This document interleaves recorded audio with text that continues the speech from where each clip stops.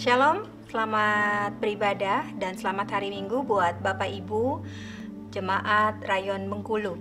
Mari kita berdoa dan mempersiapkan hati kita untuk kita menerima benih firman Tuhan. Bapak, terima kasih buat hari ini kami semuanya diperbolehkan dan masih diizinkan untuk beribadah kepadamu Tuhan. Mari Roh Kudus, mari Tuhan Yesus, layakan setiap kami, setiap umat-Mu Rayon Bengkulu Tuhan, dimanapun mereka berada, ada di tempat dan di rumah masing-masing Tuhan. Kiranya Engkau memberkati dan kiranya Engkau memberikan urapan yang khusus Tuhan di rumah masing-masing Tuhan. Hampiri mereka Tuhan di tempat mereka masing-masing. Kami ucap syukur Tuhan, dan biarlah kiranya Tuhan urapi hamba-Mu ini, berikan hamba-Mu ini hikmat-Mu Tuhan untuk memberikan sharing, memberikan benih firman Tuhan. Biarlah Engkau sendiri yang akan berbicara dan Engkau sendiri yang akan menyampaikannya Tuhan melalui hamba-Mu ini. Kami mengucap syukur dan berterima kasih dan menyerahkan jalannya ibadah ini Tuhan ke dalam tangan-Mu. Engkau yang ambil alih Tuhan. Terpujilah nama-Mu Tuhan. Haleluya. Amin. Terima kasih atas kesempatannya buat Bapak dan Ibu Gembala Rayon ke Bengkulu. Biar semuanya senantiasa tetap sehat kondisinya dan dalam lindungan Tuhan yang sempurna. Hari ini saya ingin sharing tentang kesembuhan, di mana kesembuhan adalah yang sangat-sangat dinantikan bagi setiap kita dalam situasi dan kondisi ini. Saya ingin bersaksi bahwa di bulan Juni kemarin kami satu keluarga dinyatakan positif COVID. Ya, hari-hari ini ketika kita atau keluarga bahkan saudara, jika diinformasikan atau diketahui dengan kondisi kita positif karena COVID, itu membuat kita seakan-akan mendapatkan sesuatu malapetaka atau badai di dalam kehidupan kita. Waktu kami satu keluarga harus isoman, waktu kami harus melewati bersama-sama di dalam satu rumah dan menjaga, saling menghibur, saling mensupport dalam mental, bahkan kami menghindari konflik di dalam rumah kami sendiri, dan kami mau membuat suasana jadi lebih nyaman karena kondisinya cukup melemahkan kami, di mana suami saya memiliki comorbid, penyakit yang mungkin bisa membawa kepada kematian. Puji Tuhan, 2 minggu kami semuanya bisa melewati dengan luar biasa, walaupun kondisinya juga jatuh bangun, dan kami berusaha untuk semangat dan kami yakin bahwa kami disembuhkan. Namun pada hari yang ke-15 setelah 2 minggu dilewati, kami semuanya sudah dinyatakan atau kami sudah tidak merasakan lagi gejala sama sekali.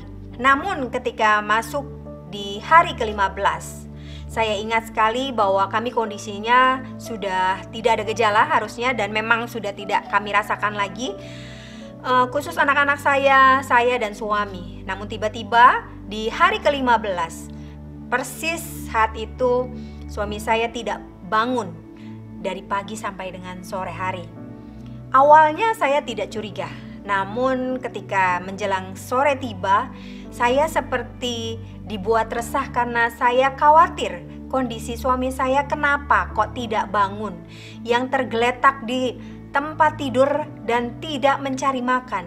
Biasanya dia atau suami saya itu sudah ada di meja makan berkali-kali dan berulang kali karena sudah melewati hari 1 hari. Lalu kemudian saya berpikir bahwa ada yang salah karena tidak terbiasa atau tidak biasa melihat suami saya seperti ini. Kemudian saya berinisiatif untuk membangunkan beliau. Saya bangunkan, lalu kondisi yang saya lihat adalah beliau terlihat tidak berdaya, tidak semangat, bahkan lemah sekali. Lalu saya mulai khawatir karena ketika saya panggil, begitu menjawab, jawabannya itu kacau, tidak jelas dan tidak tahu apa yang dibicarakan atau apa yang dijawab. Saat itu saya langsung refleks, memberikan saturasi kepada jarinya dan mengukur kondisinya seperti apa. Ya, seperti kita tahu bahwa ketika kita COVID, kita harus menyediakan beberapa hal di dalam rumah walaupun kita melakukan isoman. Lalu saya pasangkan di jarinya. Saat itu tiba-tiba saya lihat ukuran dari saturasi itu menunjukkan 84. Itu membuat saya kaget karena itu adalah di bawah ambang normal atau yang seperti biasanya, yang harusnya tidak boleh di bawah 95. Lalu kemudian saya agak panik, saya langsung telepon beberapa sahabat, beberapa teman. Lalu saya minta tolong untuk memanggilkan ambulans. 1 jam kira-kira saya tunggu, tidak ada respon dari mereka, dan dari ambulans ternyata memang penuh. Memang saat itu adalah lagi tinggi-tingginya angka COVID dan rumah sakit itu penuh kondisinya. Lalu saya berinisiatif bahwa tidak perlu menunggu ambulans, tapi saya yang harus membawa beliau ke rumah sakit. Caranya bagaimana? Karena kondisinya lemah dan tidak mungkin berjalan. Lalu kami menggotong, ya kami itu berarti anak-anak saya dan saya sendiri gotong suami saya ke mobil. Puji Tuhan, sampai di mobil kami langsung keluar dan kami langsung menuju UGD. Beberapa rumah sakit kami kunjungi. UGD pertama saya kunjungi dan kami ditolak dengan alasan bahwa UGD sedang penuh dan rumah sakit tidak ada ruangan atau kamar untuk rawat inap. Lalu kami pindah lagi ke UGD yang lain, sampai dengan 4 kali UGD kami sampai dan semuanya menolak kami. Apa yang terjadi saat itu?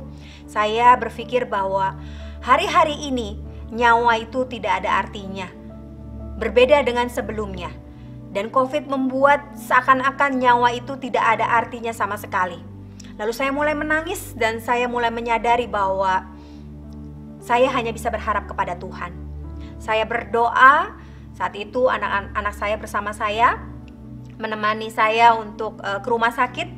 Lalu saya berdoa, saya bilang bahwa mari kita berdoa, kita sama-sama serahkan apa yang harus terjadi dan biarlah sesuai kehendak Tuhan. Saya berdoa bahwa biarlah ketika Tuhan menginginkan suami saya untuk dibawa pulang, segeralah diambil kalau memang itu yang terbaik. Tapi saya bilang sama Tuhan, kalau memang Tuhan ingin sembuhkan suami saya, tolong sembuhkan dengan segera. Jadi tidak perlu mungkin menggunakan dokter ataupun perlengkapan atau peralatan yang harus digunakan atau masuk rumah sakit. Apa yang terjadi? Saya hanya bisa membawa suami saya dengan kondisi yang sama saat saya pergi dan keluar dari rumah untuk menuju UGD tersebut. Dan saya kembali, saya tidak mendapatkan apa-apa ataupun pemeriksaan ataupun suntikan, bahkan obat apapun yang dari rumah sakit. Saya tidak mendapatkan apapun. Jadi saya bawa kembali suami saya ke rumah. Lalu apa yang saya lakukan? Saya hanya menggotongnya kembali dan saya hanya berdoa. Saya cuma bilang bahwa Tuhan, dengar doa saya. Saya berserah kepada Tuhan. Saya menyerahkan semuanya ke dalam tangan Tuhan. Kalau boleh, jangan sampai suami saya menderita. Segeralah Tuhan, sembuhkan atau ambil. Itu yang saya sampaikan dan saya doakan untuk suami saya. Namun hikmat Tuhan turun. Ketika itu saya dikasih inisiatif untuk saya membuat air madu untuk suami saya. Lalu saya berikan air madu itu kepada suami saya. Puji Tuhan, setelah minum air madu dan masih bisa untuk hisap melalui sedotan. Lalu akhirnya suami saya dari saturasi 84 bisa naik menjadi 87 saat itu. Dan saya bersuka cita bahwa ada pengharapan saat itu. Saya melihat Tuhan sedang bergerak. Saya melihat bahwa Tuhan sedang bertindak. Saya terus berdoa dan saya terus berdoa. Apa yang saya lakukan kembali setelah itu? Saya lihat kondisinya membaik dan mulai ada pergerakan atau ada reaksi dari suami saya. Tiba-tiba suami saya hari itu sudah cukup malam, kira-kira sekitar jam 11 malam, bertanya untuk minta makan. Lalu saya sediakan makan dengan makanan yang ada dan mungkin tidak bisa banyak, jadi saya siapkan. Dia berusaha untuk makan tapi tidak bisa, lalu saya suapin pelan-pelan dan puji Tuhan bisa makan saat itu. Walaupun tidak banyak, tapi saya melihat ada yang membaik dengan kondisi dan reaksinya. Lalu dari situ juga saya tetap berdoa. Dan ternyata ada beberapa teman yang punya inisiatif lain, yaitu mengirimkan home care. Lalu saat itu saya ternyata ada kedatangan home care sekitar jam 12:30 malam. Saya kurang paham dengan home care. Lalu ditanya oleh suster home care yang datang ke rumah saya. Lalu apa kondisinya, bagaimana? Setelah itu saya cuma bilang bahwa lakukan sebisanya, apapun itu silakan, saya bilang begitu. Lalu kondisinya adalah suami saya akhirnya diberikan cairan infus sesuai dengan koordinasi dengan dokter yang terhubung. Ternyata harus diberikan 500 mili atau 500 cc cairan infus. Namun apa yang terjadi saat itu? Karena home care sudah terlalu malam dan sudah keliling ke beberapa rumah, sehingga cairan itu tidak ada yang dibutuhkan oleh suami saya.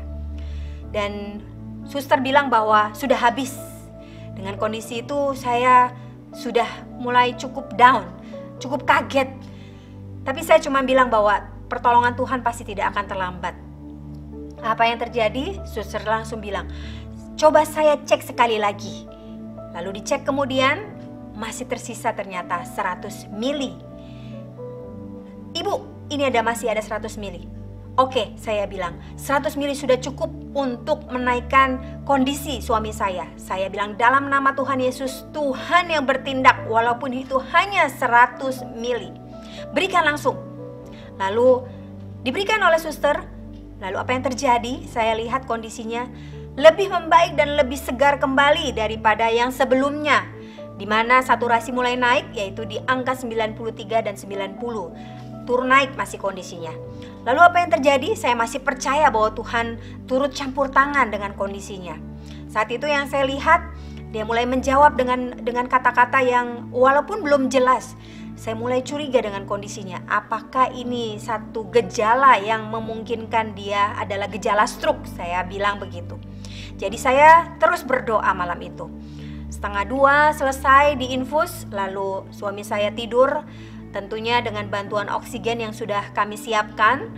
Lalu tidurlah kami dan saya berdoa bahwa pertolongan Tuhan masih terus berlanjut dan Tuhan masih tetap action untuk suami saya karena kondisinya pasti akan disembuhkan saat itu. Lalu apa yang terjadi ketika itu? Saya melihat bahwa Tuhan turut campur tangan. Tiba saatnya saya bangun pagi setelah kami istirahat. Saya berdoa biar bagaimanapun saya merasa bahwa suami saya harus dicek apakah ada pecah pembuluh darah. Karena banyak sekali kondisi atau informasi yang saya terima bahwa yang harus diwaspadai juga salah satunya adalah pasca COVID. Nah, kekhawatirannya adalah kekentalan darah yang mungkin ada di dalam tubuh suami saya. Saat itu akhirnya saya berinisiatif dan mencari kembali UGD yang bisa menerima dan untuk suami saya menerima check up lebih awal tentang kepalanya. Apakah ada pecah pembuluh darah? Yaitu kami harus melakukan MRI, itu minimal yang saya targetkan. Lalu tiba-tiba ada teman saya dan sahabat saya bilang bahwa ada salah satu rumah sakit yang bisa menerima di dalam UGD, tapi dengan satu syarat yaitu harus screening COVID. Saat itu saya tidak takut. Kalaupun sampai kondisinya positif dan tidak bisa diterima di UGD, saya rasa mungkin itu adalah rencana Tuhan. Tapi saya tetap jalan dan saya tetap berangkat dan saya tetap melakukan screening untuk suami saya. Dan puji Tuhan screeningnya saat itu negatif. Sehingga suami saya boleh melakukan MRI di sana dan boleh cek darah. Dan ketika itu hasilnya yang mengagumkan buat saya, yaitu kondisinya semuanya baik-baik saja dan tidak ada gejala stroke sama sekali. Bahkan darahnya pun tidak ada kekentalan darah, semuanya baik, oksigen di dalam darahnya semuanya baik. Saya cuma bilang ini pertolongan Tuhan, ini jamahan Tuhan. Saya serahkan kembali sama Tuhan. Lalu ditawarkan apa selanjutnya, apakah mau dirawat atau pulang. Ketika saya tahu dan saya paham Tuhan sedang bereaksi, Tuhan sedang beraksi atas suami saya, atas hidup dan nyawanya. Dan Tuhan sedang berjalan untuk memberikan kesembuhan buat suami saya.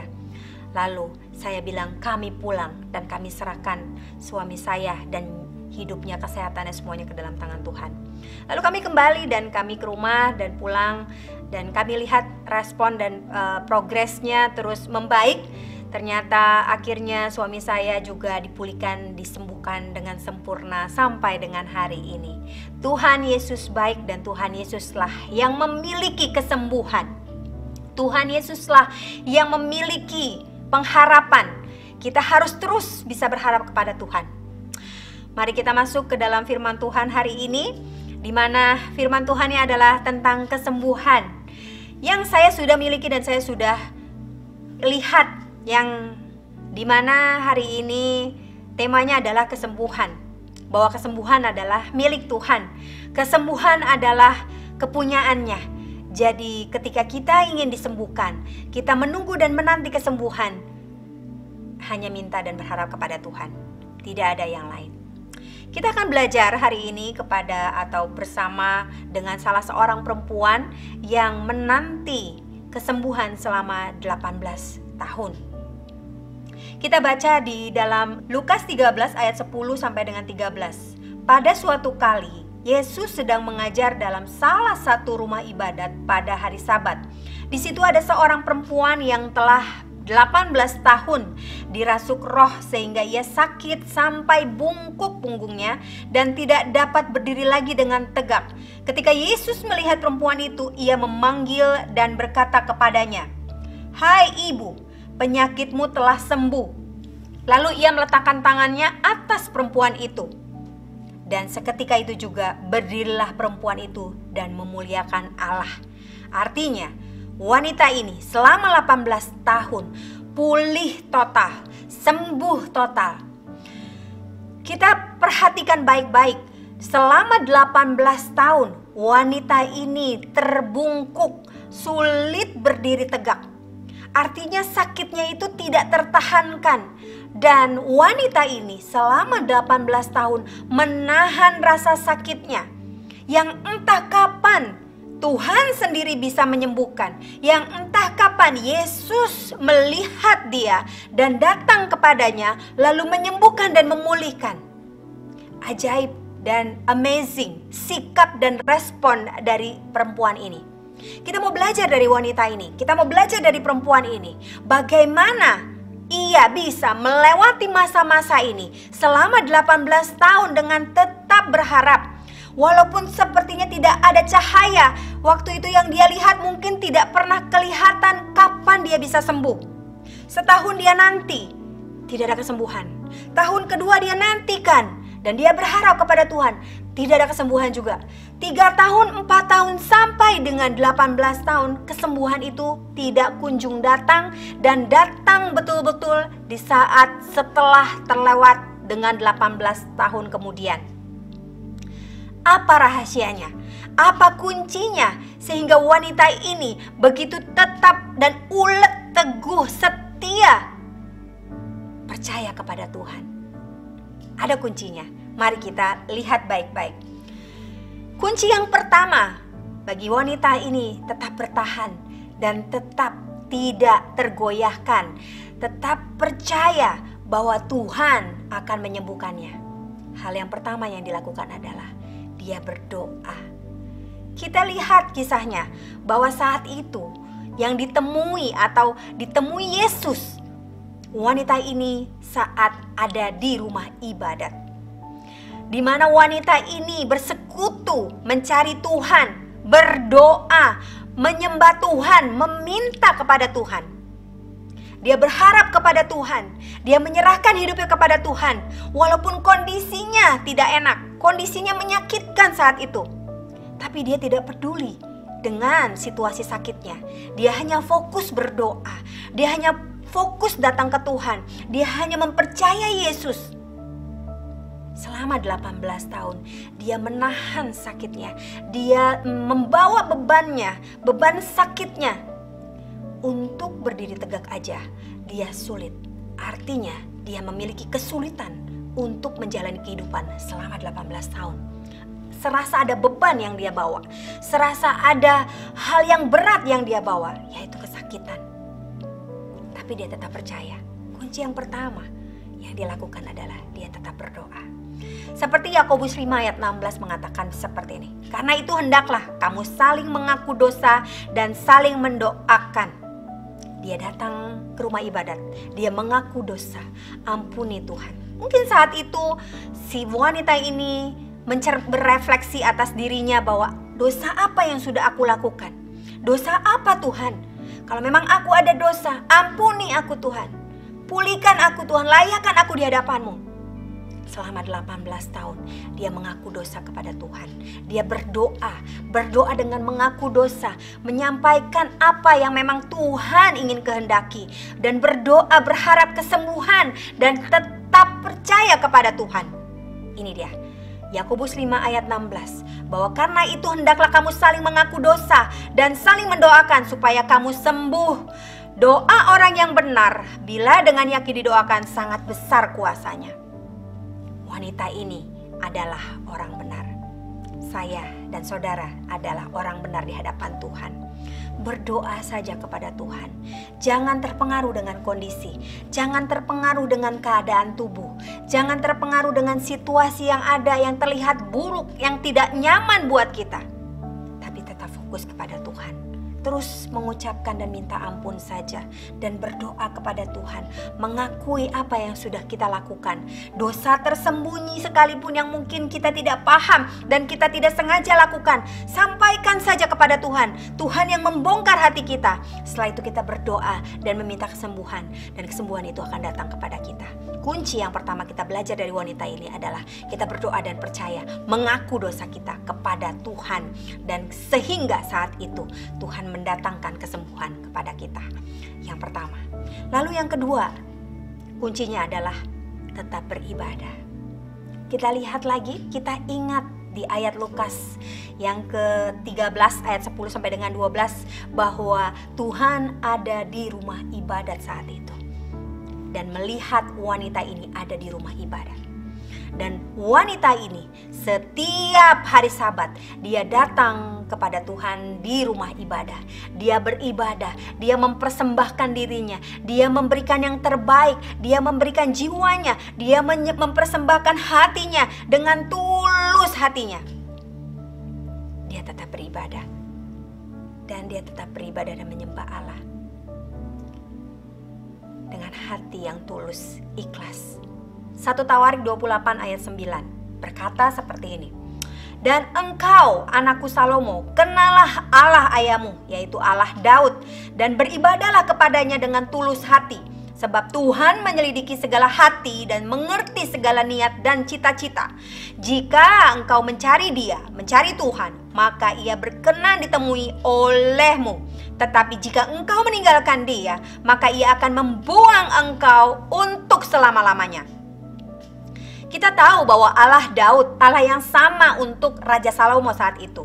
Allah yang mengasihi Daud. Tapi ketika Daud taat dan tunduk kepada Tuhan, melakukan perintah-perintah Tuhan, begitu juga dengan Salomo. Ketika janji Tuhan dinyatakan kepada Raja Daud saat itu, bahwa Tuhan akan menyertai Salomo selama dia melakukan hal yang sesuai perintah Tuhan dan tidak menyimpang ke kanan dan ke kiri.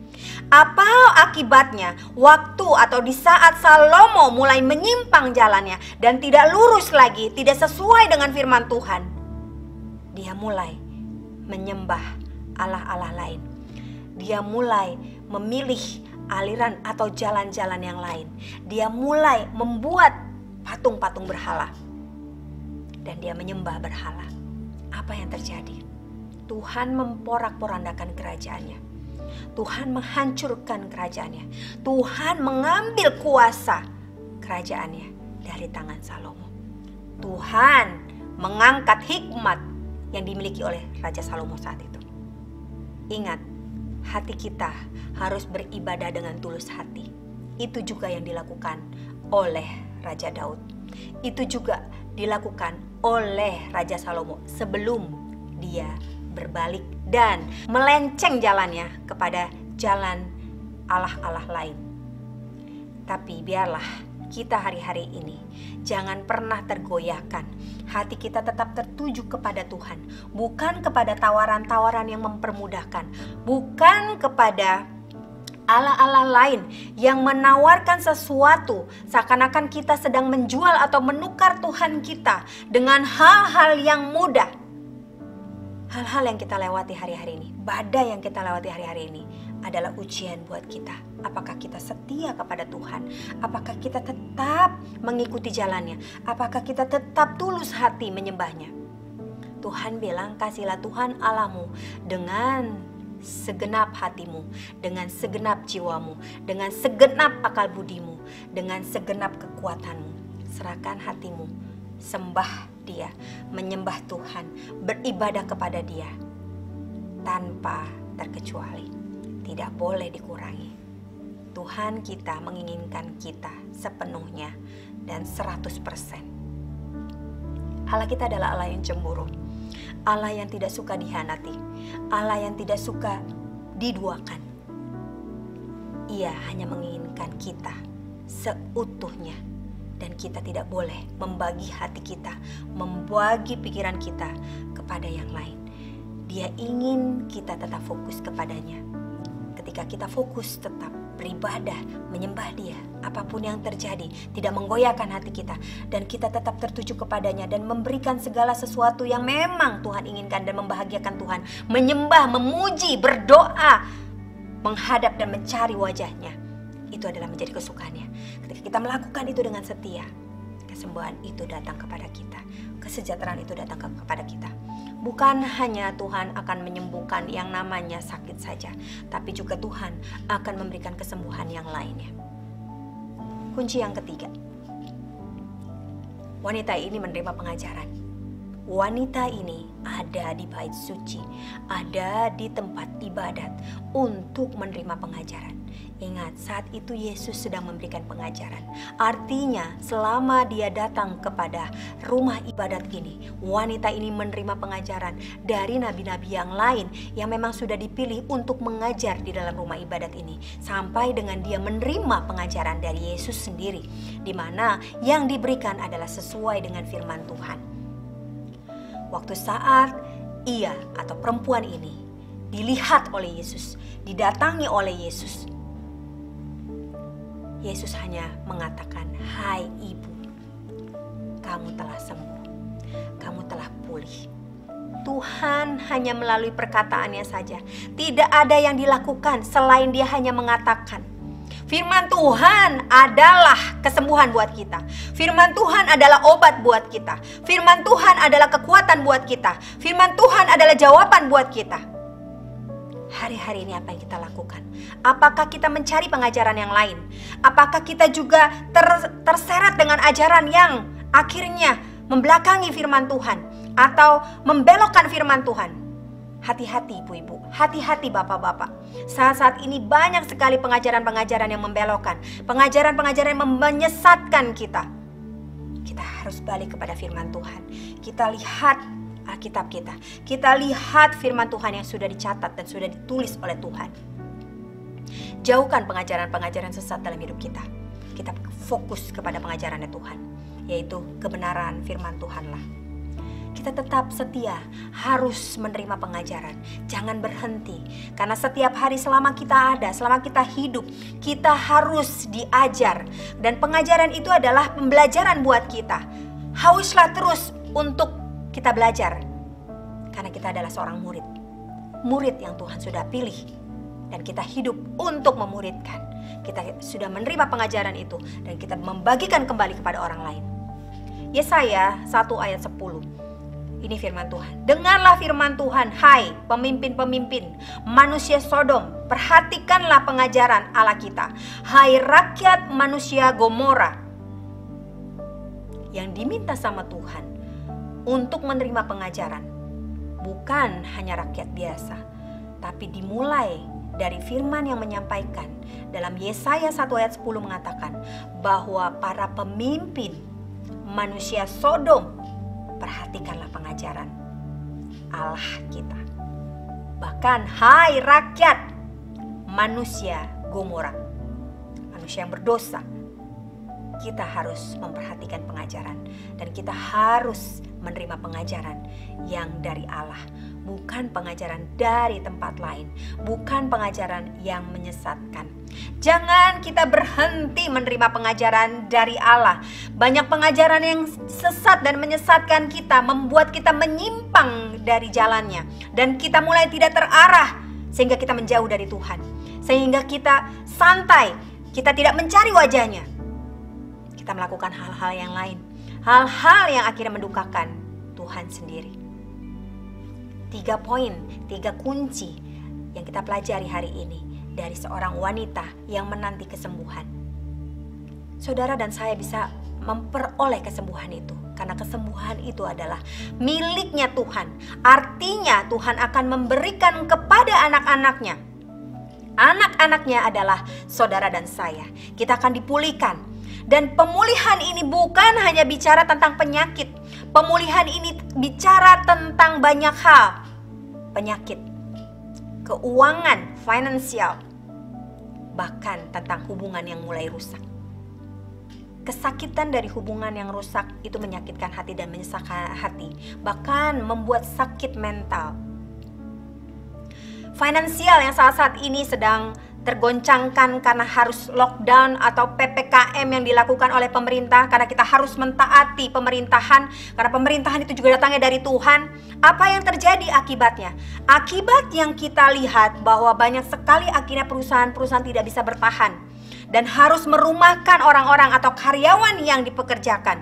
Sehingga bagi karyawan-karyawan yang harus dirumahkan mengalami hal kekurangan atau kehilangan pendapatan yang seharusnya diperoleh. Tapi Bapak dan Ibu sekalian, itu bukan hal yang kebetulan.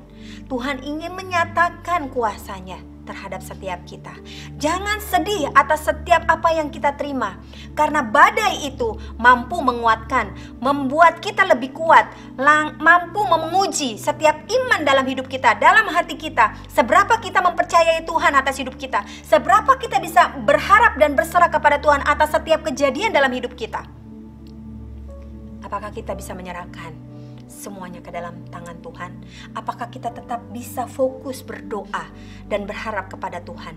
Mungkin tidak 1 hari, mungkin tidak 1 minggu, tidak 1 bulan kita berdoa dan berharap kepadanya untuk kita bisa menerima kesembuhan kita. Dan 2 minggu khusus untuk COVID itu dinyatakan bisa negatif kembali. Tapi apa yang terjadi kalau saat-saat ini kita sering dengar bahwa COVID ada yang namanya long COVID.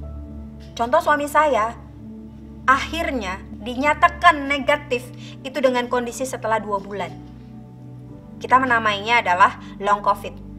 Tapi kami percaya dan saya percaya Tuhan akan memberi kesembuhan. Karena semua tanda, semua mujizat yang kami lihat, kami alami dalam tubuhnya, dalam kesehatannya, dalam respon dan perkembangan waktu sakit kemarin, itu membuat saya percaya bahwa Tuhan hari-hari ini sedang ada bersama-sama dengan kita, menolong kita, menolong orang-orang benar, menolong orang-orang yang terus berharap kepadanya, menolong orang-orang yang tetap setia, berharap, berdoa dan percaya. Saudara dan saya akan menerima kesembuhan itu. Kesembuhan dari sakit, kesembuhan dari finansial, kesembuhan dari keretakan hubungan. Mungkin hari-hari ini hubungan suami istri yang mulai hilang, mulai retak. Karena setiap hari harus berjumpa dan kaget karena suaminya harus mengalami PHK sehingga kehilangan pemasukan, income yang harusnya menjadi tumpuan dan harapan untuk bisa memenuhi kebutuhan keluarga. Tapi Tuhan bilang, jangan kamu khawatir apa yang akan kau makan dan minum. Seperti burung-burung yang ada di udara, yang ada di luar sana, Tuhan memberinya dan menyediakan makanan untuk mereka. Mereka tidak bekerja. Apalagi kita adalah ciptaan yang sempurna, anak-anak Tuhan. Dengan posisi anak bagi Tuhan, kita akan terus dipelihara. Tidak usah khawatir, serahkan kepada Tuhan, berharap kepada Tuhan. Tuhan hanya ingin kita fokus dan menerima perkataannya, menerima firman-Nya. Kesembuhan itu datangnya dengan mudah. Seperti bagi wanita ini selama 18 tahun. Dinyatakan dan dikatakan dalam firman Tuhan selama 18 tahun, pada akhirnya Yesus melihat wanita ini. Dan Yesus menghampiri wanita ini. Lukas 13 ayat 12 berkata, ketika Yesus melihat perempuan itu, ia memanggil dan berkata kepadanya, "Hai ibu, penyakitmu telah sembuh." Ketika Yesus akhirnya melihat bahwa wanita ini tetap setia, Yesus melihat bahwa wanita ini tetap beribadah, wanita ini tetap percaya, wanita ini wanita ini tetap sempurna. Dia ada di rumah ibadah dan menerima pengajarannya. Dan ia selalu ada untuk tetap berharap kepada Yesus. Akhirnya Yesus melihat dan Yesus akhirnya memanggil. Dan ketika Yesus memanggil, hanya firman yang keluar, ucapan Yesus yang keluar. Hai ibu, penyakitmu telah sembuh. Pada waktunya Yesus melihat, dan pada saatnya wanita ini pun dipulihkan. Tuhan tahu yang terbaik waktunya kapan. Tuhan tahu kapan yang terbaik kita dipulihkan dari sakit kita. Tuhan tahu kapan kita disembuhkan dari finansial kita. Tuhan tahu kapan kita dipulihkan dari hubungan-hubungan yang mulai rusak bersama suami, istri, anak-anak, bahkan mungkin kolega. Bahkan mungkin ada hubungan-hubungan yang kacau dari persahabatan, dari pertemanan. Tapi Tuhan mampu memulihkan, Tuhan mampu menyembuhkan. Tuhan kita adalah Allah yang dahsyat, Allah yang memiliki kesembuhan buat kita, Allah yang tahu kapan kita itu boleh menerima kesembuhan. Kalau waktunya belum siap, waktunya belum tiba, Tuhan tidak akan memberikan kesembuhan itu. Tuhan ingin tahu kesetiaan kita, Tuhan ingin tahu seberapa kita bisa terus berharap kepadanya, berapa lama. Kita tidak tahu. COVID baru 1,5 tahun. Penyakit dari wanita ini, perempuan ini 18 tahun, masih jauh. Mungkin 1 tahun lagi, mungkin 2 tahun lagi untuk kita hadapi COVID. Jangan terganggu dengan situasi. Jangan terganggu dengan suasana yang ada di sekeliling kita. Jangan dipengaruhi oleh apa yang ada di luar dari kita. Biarlah roh Tuhan yang ada di dalam diri kita bisa menguasai keadaan. Dan kita bisa terus fokus mengendalikan diri kita kepada Tuhan. Kita mengarahkan hati kita kepada Tuhan. Tidak tergoyahkan hati kita. Dan kita tetap terus berharap kepada Tuhan. Yesus akan menyembuhkan, Yesus akan memulihkan, Yesus akan terus mendatangkan kesejahteraan bagi kita. Tetap percaya saja kepada Tuhan, kesembuhan milik Tuhan. Dan ketika kita hanya berdoa, kita terus beribadah, dan kita menerima pengajaran-pengajaran firman, kita akan disembuhkan. Kesembuhannya gampang sekali bagi Tuhan. Kesembuhan bagi Tuhan itu simple banget, hanya dengan perkataannya dan berkata saja. Tuhan tidak melakukan banyak hal kepada wanita ini. 18 tahun, mungkin harusnya kalau dibawa ke rumah sakit harus dioperasi. Tapi dengan kuasa Tuhan, dengan kuasa perkataannya, dengan kuasa firman-Nya, hanya dikatakan saja, hai ibu, penyakitmu sudah sembuh. Maka wanita ini langsung berdiri tegak dan sepertinya tidak pernah mengalami kesakitan sama sekali. Tuhan Yesus baik. Ayat yang terakhir yaitu Yeremia 33 ayat 6. Sesungguhnya aku akan mendatangkan kepada mereka kesehatan dan kesembuhan, dan aku akan menyembuhkan mereka dan akan menyingkapkan kepada mereka kesejahteraan dan keamanan yang berlimpah-limpah. Kesembuhan sesungguhnya Tuhan, dan Tuhan akan mendatangkan kepada kita kesehatan dan kesembuhan, dan Tuhan juga akan menyingkapkan kepada kita, mendatangkan kesejahteraan bagi keuangan kita, kesejahteraan bagi kesehatan kita, kesejahteraan bagi keamanan kita. Kita akan aman dalam lindungan Tuhan. Tidak perlu khawatir, saudara. Tuhan itu mengasihi kita. Tuhanlah yang terlebih dahulu menyayangi kita. Oleh sebab itu, kasihilah Tuhan Allahmu dengan segenap hatimu, dengan segenap jiwamu, dengan segenap akal budimu, dengan segenap kekuatanmu. Itu yang Tuhan inginkan.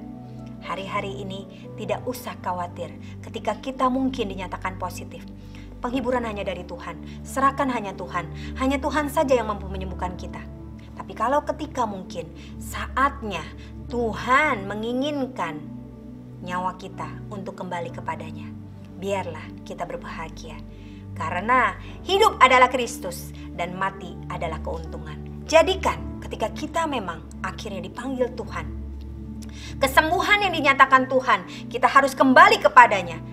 Itu memang kematian, tapi kematian yang kekal bersama dengan Allah Bapa. Jangan takut, siapkan hati kita dan kita pasti dipulihkan. Dipulihkan dengan kondisi kita harus kembali kepada dunia dan kita melayani Dia, atau kita dipulihkan dengan kondisi kita harus bersama-sama dengan Dia dan kita hidup di dalam alam Tuhan dan bersama-sama dengan Tuhan duduk di sebelah kanan Allah Bapa.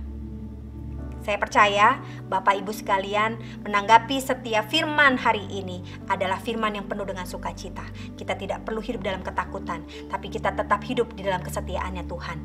Tetap kita berdoa, tetap kita berharap kepada Tuhan, percaya kepada Dia, dan mengaku setiap dosa kita kepada Tuhan. Maka kesembuhan itu akan didatangkan kepada kita. Lalu yang kedua adalah kita tetap percaya bahwa kita hanya beribadah kepada Tuhan. Jangan terganggu atau jangan tergiur dengan tawaran-tawaran, dengan orang pintar, dengan hal-hal ajaib atau dengan hal-hal gaib. Hati-hati, itu hanya akan menyesatkan kita. Dan kita tetap percaya saja kepada Tuhan, beribadah terus kepada Tuhan. Jangan pernah tergoyahkan, iman kita tetap kepada Tuhan. Jangan jual Tuhan Yesus kepada hal yang lain yang memudahkan kita dan mungkin memberikan ketenangan atau kemudahan dalam hidup atau kemewahan dalam hidup atau hal-hal yang mungkin membawa kita akhirnya jadi lebih membahagiakan di bumi. Tapi biarlah kita dibahagiakan oleh Tuhan di bumi dan di surga. Jangan sampai ketika kita bahagia di bumi tapi kita menderita di surga, bahkan kita tidak bisa mencapai surga, masuk kepada nerakanya Tuhan. Biarlah juga kita tetap terus haus menerima dan mencari pengajarannya Yesus, mencari pengajarannya Allah itu sendiri. Dan ketika kita menerima kebenaran-kebenaran itu melalui pengajaran-pengajaran yang kita terima dan kita cari, dan kita haus untuk kita belajar sehingga kita menjadi murid, lalu kemudian kita memuridkan. Itu adalah amanat agungnya Tuhan. Tuhan Yesus memberkati. Inilah firman Tuhan hari ini. Biarlah Bapak Ibu sekalian, jemaat Rayon Bengkulu diberkati oleh firman Tuhan hari ini. Mari kita berdoa dan kita mengucap syukur atas setiap benih yang sudah ditaburkan hari ini. Terima kasih ya Bapa, terima kasih ya Tuhan atas kebaikan-Mu, kemurahan-Mu Tuhan atas setiap kami. Setiap firman yang boleh ditaburkan Tuhan, biarlah Tuhan menjadi benih yang ditabur di tanah yang subur Tuhan, dan boleh berkembang, bertumbuh, serta berbuah Tuhan.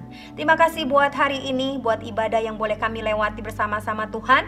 Buat setiap umat, setiap jemaat Rayon Bengkulu Tuhan, memberkati dan diberkati Tuhan oleh Engkau sendiri ya Tuhan. Kami ucap syukur dan berterima kasih, dan kami kembalikan semuanya ke dalam tangan-Mu. Kami serahkan Tuhan setiap umat-Mu ke dalam tangan-Mu, dan Engkau yang beracara, Engkau yang bergerak, Engkau yang memulihkan, Engkau yang menyembuhkan dari setiap aspek kehidupannya Tuhan. Kesembuhan dari kesehatan Tuhan, kesembuhan dari finansial Tuhan, kesembuhan di dalam nama Yesus Tuhan. Untuk setiap hubungan-hubungan yang mulai retak, Engkau kembalikan. Ada rekonsiliasi Tuhan dalam setiap keluarga.